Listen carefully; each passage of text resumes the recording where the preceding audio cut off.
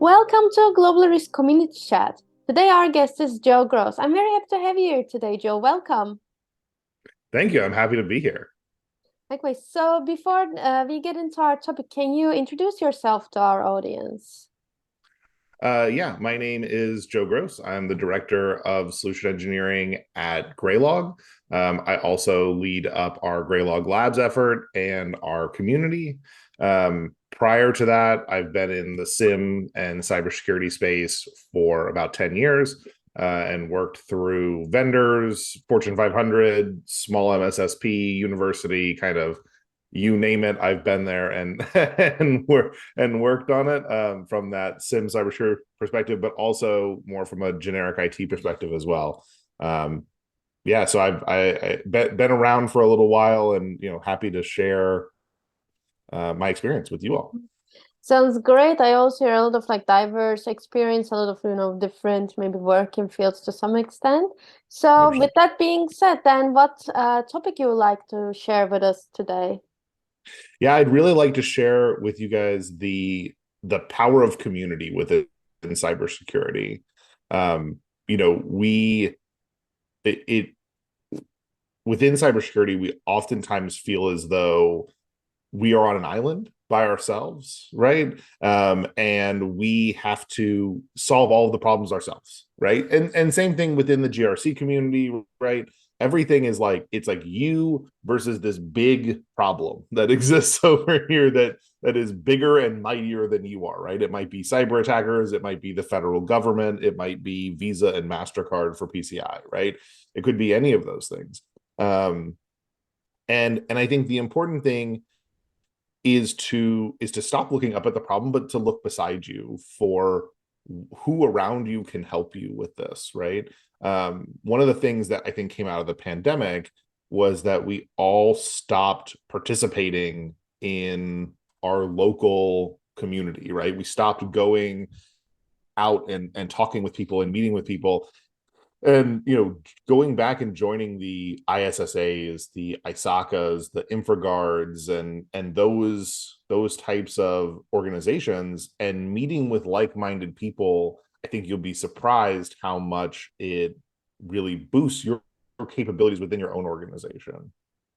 And not only that, but it not only that, but you can then take that sense of community and bring it into your organization, right? You can build a community within your company of cybersecurity, right? Through having fun and interesting training and being open and honest about the things that are going on within from a compliance perspective and from a security perspective, and really helping the average employee, whether they're in finance or manufacturing or whatever that may be, have a stake in what you're trying to accomplish, and being open and transparent with them, and taking the big ephemeral bad guy out of the loop, right? Because you are oftentimes in compliance and security, we end up being what I would affectionately call the no hammer, where someone sends a request in and you just say no.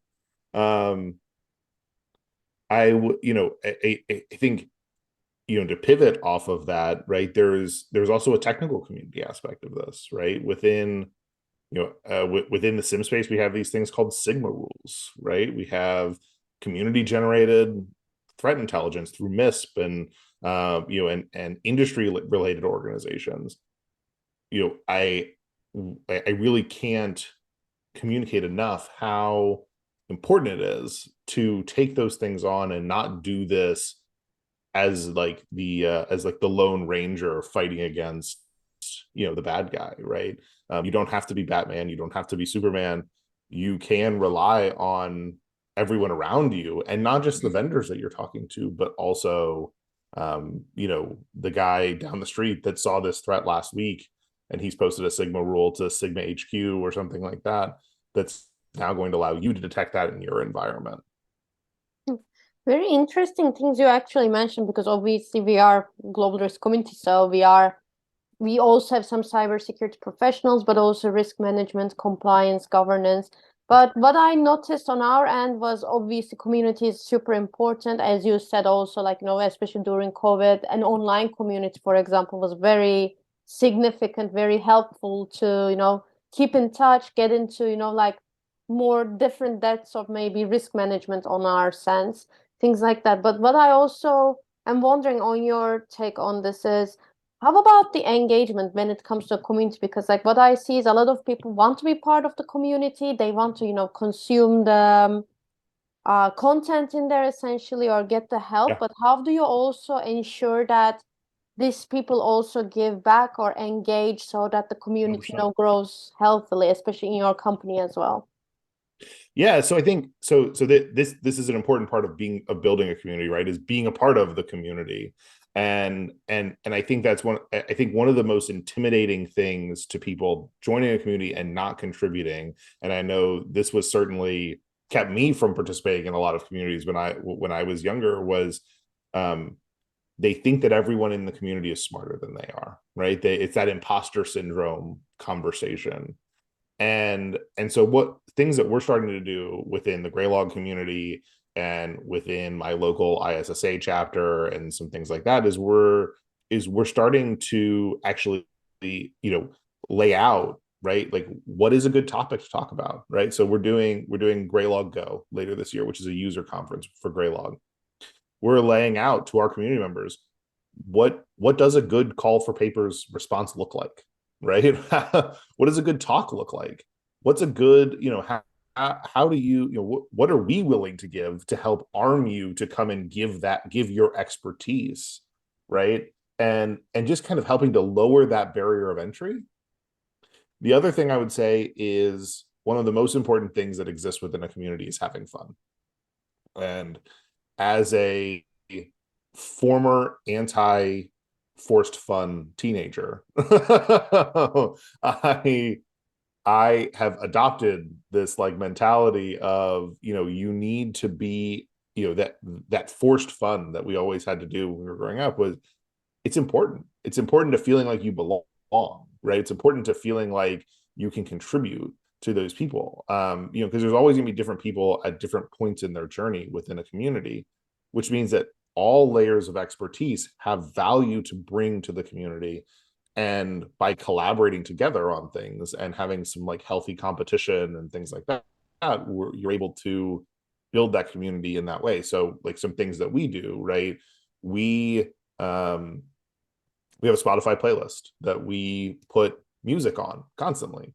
It's whatever my company is listening to, it goes on our list. It goes on our Spotify playlist. So people and we have people around the world. So we have people in Hong Kong, we have people in Germany, we have people in the UK, we have people in the US, Canada, kind of in every major location around the world. And and they're all contributing this music back to Spotify, and you get a sense of who Graylog is through that music.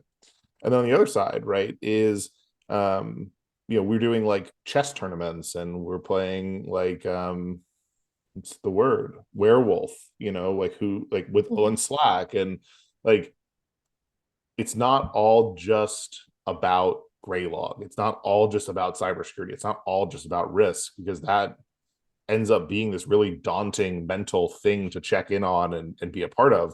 Whereas if we can associate Graylog and cybersecurity and risk with having fun, then suddenly it's like, I just started contributing naturally because I had something to say, because I felt accepted, I felt safe, I felt valued, right? And I think that's one thing that we miss out on in online communities, especially. In-person communities, it's a little easier to do that, right? You can the membership director can walk up and shake somebody's hand and introduce them to people and things like that. That's very hard in online communities, so we have to come up with other ways.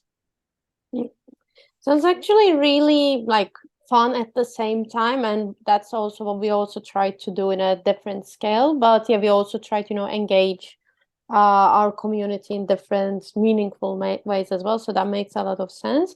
And with that, I want to ask one last question. So if you were to give one takeaway point for people, it doesn't matter if they want to maybe join a community or maybe build a community, what would your takeaway points be? Yeah, I think I think my first point is if you want to build a community, or you want to, or you feel like you want to join a community but you don't know where, um, there are lots of people out there that have that same interest as you do. If you can't find one, build one. And building one, there's tons of resources online on how to do that. And social media, TikTok, if Instagram, even LinkedIn and Facebook to some extent are incredibly powerful tools to do that. And so get out and start posting about what you like, and you will find your community. And then the second one is, if you are wanting to be a part of a community, the biggest thing that I can say is participate.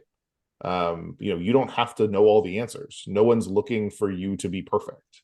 The goal of the community is to get better together, and ultimately, if you've seen something, from cybersecurity perspective, if you've seen something in your SIEM or you've seen something in your network that you think is interesting, or make it known. If you've dealt with a problem that you think no one else has, make it known. Even if you think other people have dealt with it, but ask about it. Ask how other people took it on.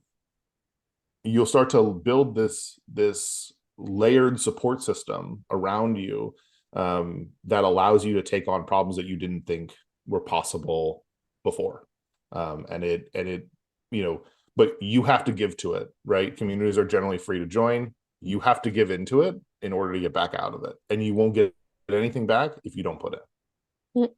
Thank you for sharing that as well. And with that being said, unfortunately, we have run out of our time for today. So I want to thank you again one more time for joining us today, sharing your expertise. Also, like a topic I think not many actually do talk about, because a lot of talk about, cybersecurity, but we also need this, for example, spaces to be able to talk about them. So it's nice to see, of course, and we do know, but obviously it's nice to hear about community builder, that these things exist and people should be reminded of as well.